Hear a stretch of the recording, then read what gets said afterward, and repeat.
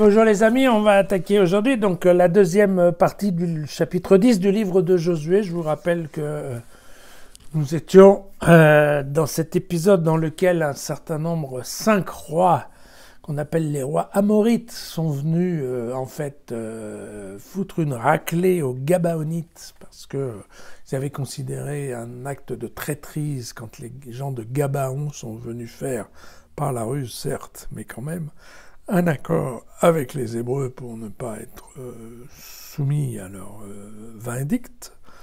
Et malheureusement, donc, les gens de Gabaon ont fait appel aux Hébreux pour venir les défendre, et ceux-ci l'ont fait avec le Seigneur, bien entendu. Et donc, on a vu que la bataille tournait mal, et nous allons voir que ce n'est pas fini. Or, les 5 rois avaient fui, et ils s'étaient cachés dans une grotte à Makkéda. Josué dit « Roulez de grosses pierres à l'entrée de la grotte et postez près d'elle des hommes pour les garder. Quant à vous, ne vous arrêtez pas, poursuivez vos ennemis et coupez leur arrière. Ne leur permettez pas d'entrer dans leur ville, car le Seigneur votre Dieu vous les a livrés. » Puis Josué dit « Ouvrez maintenant l'entrée de la grotte et faites-moi sortir de la grotte ces 5 rois. » On agite ainsi. Et de la grotte, on fit sortir vers Josué les 5 rois. Celui de Jérusalem, celui d'Hébron, celui de Yarmout, celui de Lachish et celui d'Églon.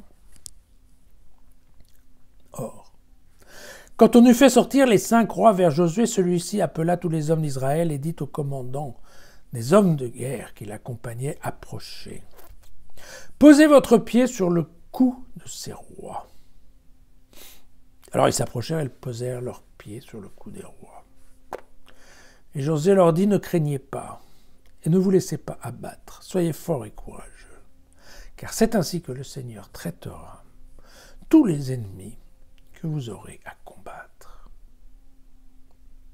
Après quoi Josué frappa les rois, les mit à mort, et les fit pendre à 5 arbres. Ils restèrent pendus aux arbres, jusqu'au soir. Au coucher du soleil, Josué commanda de les descendre des arbres et de les jeter dans la grotte où ils étaient cachés. On plaça de grosses pierres à l'entrée de la grotte et elles y sont encore jusqu'à ce jour. À ce jour-là, Josué s'empara de Makkéda et la passa ainsi que son roi au tranchant de l'épée. Il engagea le combat avec Livna. Le Seigneur la livra aussi avec son roi aux mains d'Israël. Josué et tout Israël avec lui passa de Livna à Lachish. Il l'assiégea et lui fit la guerre. Le Seigneur livra Lachish aux mains d'Israël qui s'en empara le second jour, la passa au tranchant de l'épée avec toutes les personnes qui s'y trouvaient, tout comme il avait traité Livna. Alors Horam, le roi de Gézer, monta secourir Lachish, mais Josué le frappa, ainsi que son peuple, au point de ne lui laisser aucun survivant. Josué et tout Israël avec lui passa de Lachish à Églon, ils l'assiégèrent et lui firent la guerre. Josué et tout Israël avec lui monta de Églon à Hébron et lui fit la guerre. Josué et tout Israël avec lui se tourna vers Dévir et lui fit la guerre. Josué bâtit tout le pays, la montagne, le Néguev, le bas pays, les pentes, ainsi que tout le roi. Il ne laissa pas de survivants et il voua à l'interdit tout être animé, comme l'avait prescrit le Seigneur, Dieu d'Israël.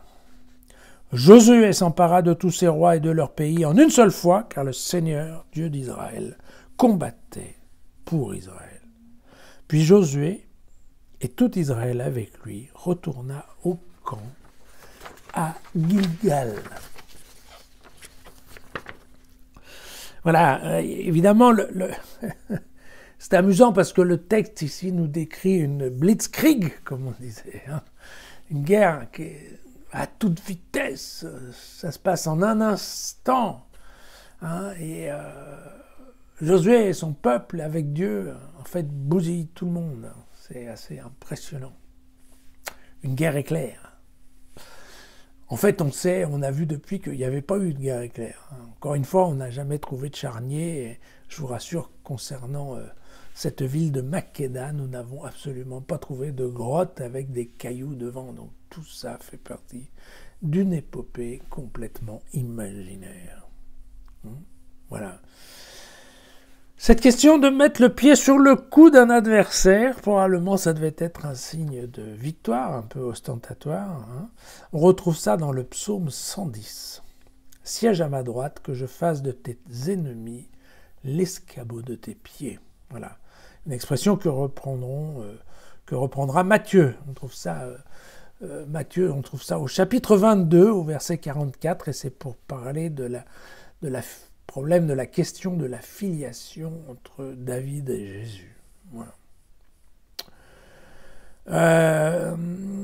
L'obligation de dépendre les condamnés pour ne pas passer la nuit, en fait, pendus à un arbre, eh bien, on trouve ça dans le Deutéronome, au chapitre 21, c'est le verset 22. « Si un homme, pour son péché, a encouru la peine de mort et que tu l'aies mis à mort et pendu à un arbre, son cadavre ne passera pas la nuit sur l'arbre. Tu dois l'enterrer le jour même, car le pendu est une malédiction de Dieu.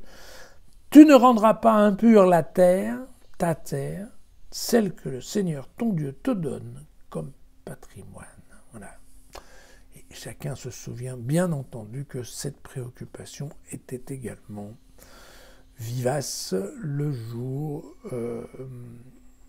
de l'enterrement, enfin le vendredi saint, voilà, le jour de la crucifixion, puisqu'il fallait effectivement se dépêcher d'enterrer le corps du supplicié. Voilà. Quelques informations complémentaires pour la prise des villes par Josué. Donc Gézer ne va rejoindre le monde juif que sous Salomon. On trouve ça dans le premier livre des rois, au chapitre 9, vous savez, Gézer qui est venu à la rescousse. Et puis Hébron a été prise non pas par Josué, mais par Caleb, et Dévir a été pris par son frère. On trouve tout ça dans d'autres livres, mais donc, encore une fois, je pense que les détails ici des victoires ne veulent pas dire grand-chose, puisqu'encore une fois, j'insiste, le livre de Josué est une épopée imaginaire, d'accord ? Mais, comme vous avez pu voir, quand le peuple juif est avec Dieu, tout se passe pour le mieux. Voilà. À demain.